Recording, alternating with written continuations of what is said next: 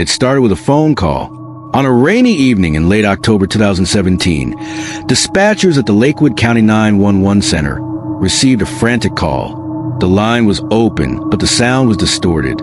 A woman's voice, muffled and panicked, whispered something that sounded like, "Help me, he's here." And then silence.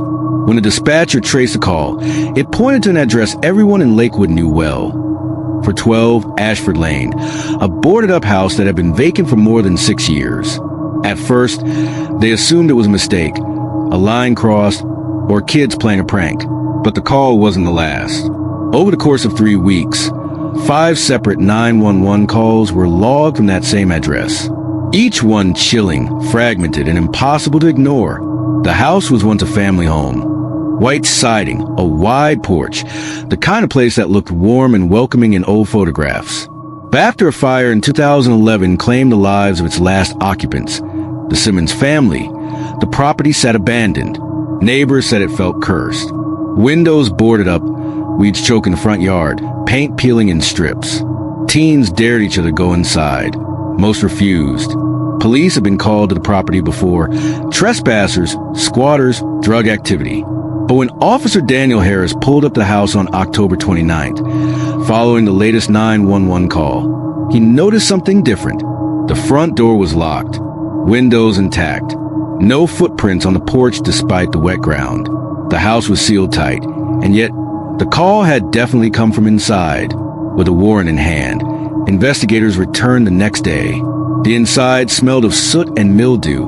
Black streaks still marked the walls from the fire years earlier. Dust lay thick on every surface.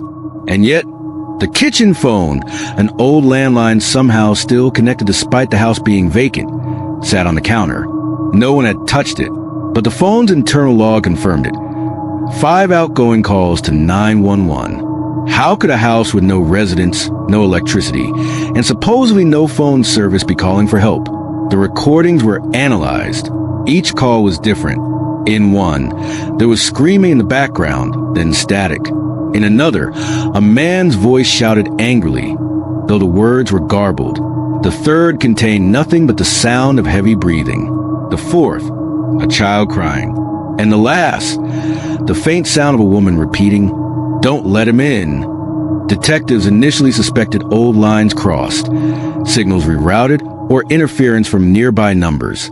But telecom specialists confirmed the calls originated from that line inside the house.